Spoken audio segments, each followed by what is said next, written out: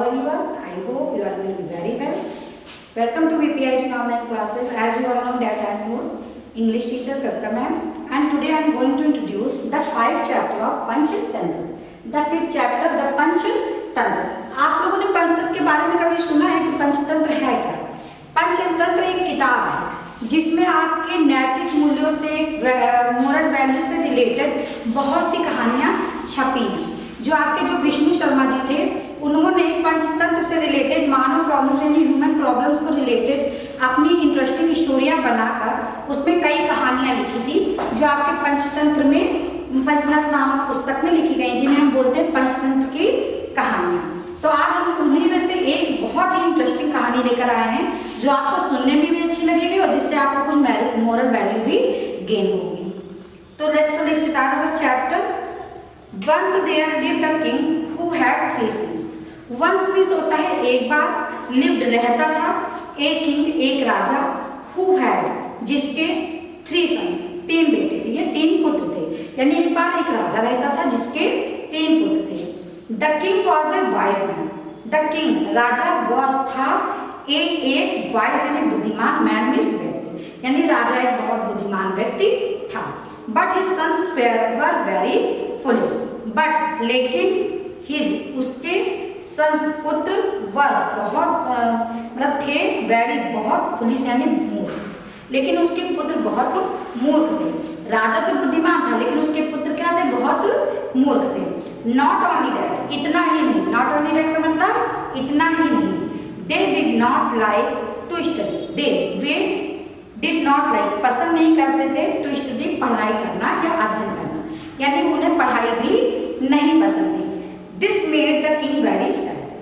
This made the king very sad. The king यानी राजा, very sad बहुत दुखी हुआ, यानी इससे राजा बहुत दुखी हुआ, क्योंकि जब उसके बच्चे एक तो मूर्ख थे, दूसरी बात उन्हें पढ़ाई भी करना पसंद नहीं था। The king got many teachers for his son. The king Raja got लाया many teachers बहुत से अध्यापक for his son अपने बेटों के लिए यानी अपने पुत्र के लिए। तो राजा बहुत से अपने पुत्रों के लिए बहुत से शिक्षक या बहुत से अध्यापक लाया। बट एज सुन एज लेकिन जैसे ही द प्रिंस राजकुमार सर देखते थे अ टीचर एक अध्यापक को, दे रैन के मतलब भाग जाना, वे भाग जाते थे। क्या करते थे? वे भाग जाते थे। यानी जब भी राजकुमार किसी अध्यापक को देखते थे कि वो उन्हें पढ़ाने आया, तो वो राजकुमार क्या करते थे? भाग जाते थे। क्यों भाग जाते थे? क्योंकि मैंने आपको बताया कि उन्हें पढ़ाई करना पसंद नहीं था। द ईयर पास्ड समय बीतता गया, and the king became more and more worried. And the king became यानी the year passed, the year passed का मतलब समय बीतता गया यानी सालों बीत गए। एंड द किंग और राजा बिकेम हो गया मोर एंड मोर वरीड बहुत ही चिंतित। मोर एंड वरीड का मतलब होता है चिंतित या उदास या बहुत परेशान। तो वह लेकिन जैसे जैसे सालों बीत गए, जो राजा था वो और भी दुखी हो गया और भी परेशान चिंतित हो गया। वन डे एक दिन ही टॉक्ड टू हिज मिनिस्टर्स, उसने अपने मंत्रियों से बात की अबाउट हिज प्रॉब्लम, अपनी परेशानी के बारे में, अपनी समस्या के बारे में। और राजा की समस्या क्या थी कि उसके बेटे बुद्धिमान नहीं थे, वो पढ़ाई नहीं करते थे। तो उसने इस समस्या से संबंधित किससे बात की? अपने मंत्रियों से बात की। द मिनिस्टर से मंत्रियों ने कहा it will take many years to make the prince wise. इस तरह, ठीक है, इस तरह तो राजकुमार को बुद्धिमान होने में बहुत समय लगेगा, यानी इस तरह तो राजकुमार जो है आपके बहुत ही समय बाद बुद्धिमान होंगे। But one of the minister से, लेकिन उनमें से एक मंत्री ने कहा ओ किंग, हे राजा, आई नो मैं जानता हूँ ए मैन एक व्यक्ति को नेम्ड विष्णु शर्मा, यानी मैं एक विष्णु शर्मा नाम के व्यक्ति को जानता हूँ। ही इज रियली लर्निंग, वह बहुत बुद्धिमान है, यह बहुत ही विद्वान है। लर्न मतलब विद्वान, लर्निंग पर्सन मतलब विद्वान होता है, वह बहुत विद्वान वास्तव में है। He can teach your sons, ये आपके पुत्रों को पढ़ा सकते हैं। ही माने वह, कैन माने सकते हैं, टीच माने पढ़ा, योर सन्स आपके पुत्रों को, यानी वो आपके पुत्रों को पढ़ा सकते हैं। And soon make them wise, and soon और जल्द ही मेक देम उन्हें बना सकते हैं वाइज बुद्धिमान, यानी आपके बच्चों को पढ़ा भी सकते हैं पुत्रों को और बहुत ही जल्दी उन्हें बुद्धिमान भी बना सकते हैं। The king called Vishnu Sharma and said, राजा ने कार्य बुलाया विष्णु शर्मा को एंड सेड और कहा टीच मेरे पुत्रों को पढ़ाइए। मेक देम वाइज, उन्हें बुद्धिमान बना दीजिए। And I shell give you 100 village, यानी आई यानी मैं, शैल गिव दूंगा, यू आपको 100 विलेज सैकड़ों गाँव, यानी 1 सैकड़ा गाँव यानी 100 गाँव में आपको दूंगा। राजा ने विष्णु शर्मा को बुलाया और उनसे कहा कि आप मेरे बच्चों को पढ़ाइए, उन्हें बुद्धिमान बना दीजिए, उसके एवज में मैं आपको 100 गाँव दूंगा। विष्णु शर्मा रिप्लाई, विष्णु शर्मा ने उत्तर दिया, ओ किंग, हे राजा, I won't do anything for land of money, मुझे जमीन से और पैसों से कोई मतलब नहीं, मैं इन्हें नहीं चाहता हूँ।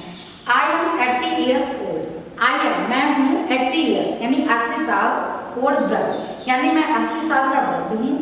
Land and money are no longer important to me, और लैंड और मनी जमीन और पैसा मेरे लिए बहुत ही दिनों से कोई महत्व नहीं रखते, उनका कोई मेरे जीवन में महत्व नहीं है।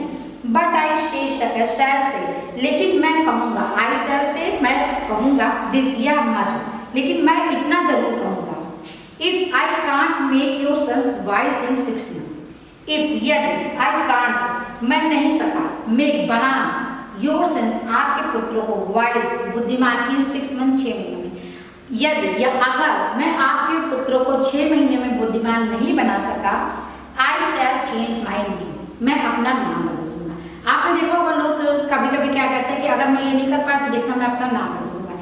इसी तरह विष्णु शर्मा ने उनको रिप्लाई किया था कि अगर मैं 6 महीने में आपको बच्चों को बुद्धिमान नहीं बना सका तो मैं अपना नाम बदल दूंगा।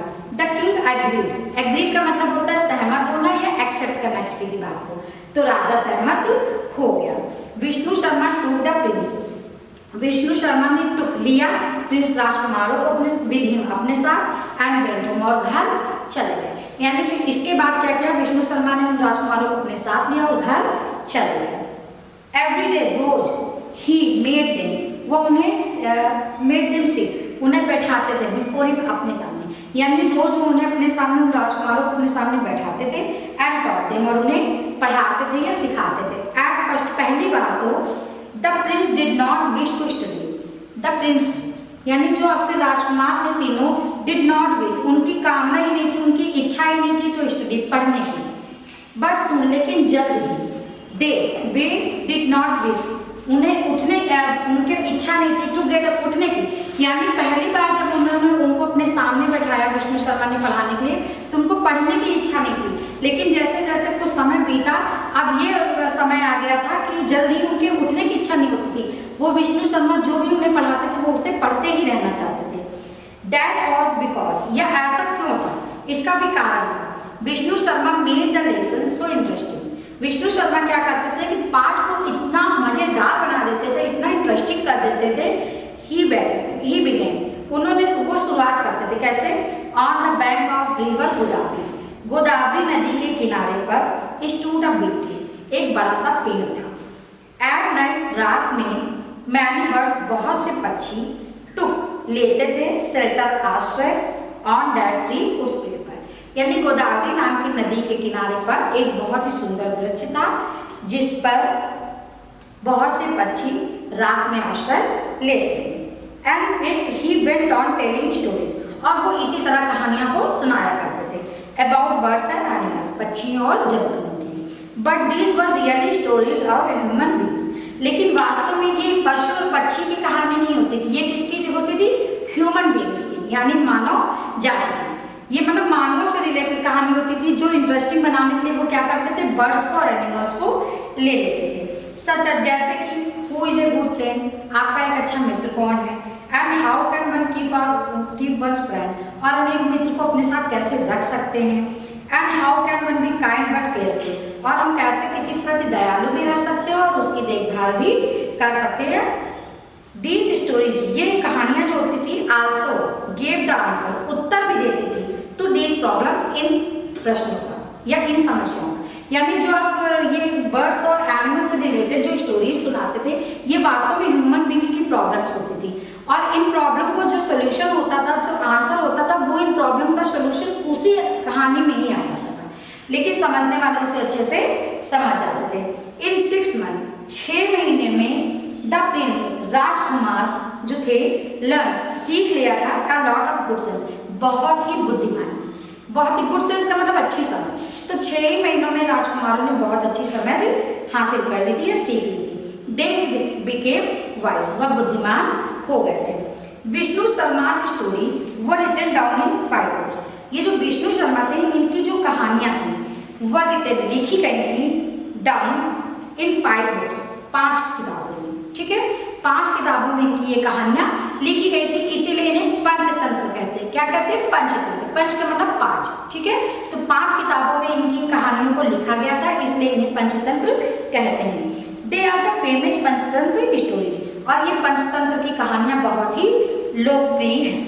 दे have been told again again, वैसे तो इन्हें बार बार सुनाया जाता है, बार बार हम लोग इन्हें सुनते हैं, पढ़ते हैं, बताते हैं, बट पीपल, लेकिन लोग स्टिल, फिर भी लव, पसंद करते तो हियर देम, इन्हें सुनना, लेकिन फिर भी लोग इन्हें सुनना पसंद करते हैं।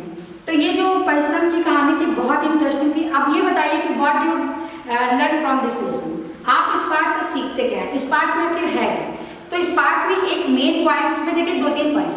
सबसे महत्वपूर्ण ये बिंदु है कि एक good teacher make anybody can wise.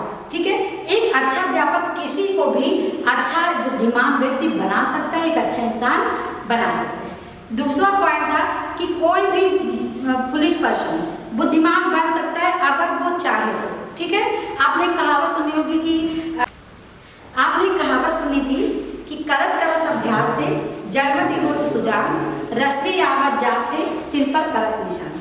जैसे वो राजकुमार क्या थे? बुद्धिमान नहीं थे, बिल्कुल ही बेवकूफ थे, लेकिन उन्होंने क्या किया? धीरे धीरे उन मजेदार कहानियों को सुनना किया, रोज उन्हें प्रैक्टिस करते थे, रोज विष्णु शर्मा से कहानियां सुनते थे मजेदार, और धीरे धीरे क्या हुआ?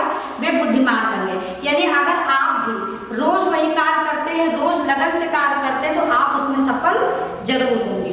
और राजा को भी इससे बहुत फायदा हुआ, राजा को भी अपने पुत्र अच्छे उत्तराधिकारी के रूप में मिल गए। तो I hope you are to be understood this chapter and this story is very interesting. और आप लोग इसको अच्छे से फिर से एक बार पढ़िएगा, समझने की कोशिश करिएगा कि इसमें क्या मोरल वैल्यू है।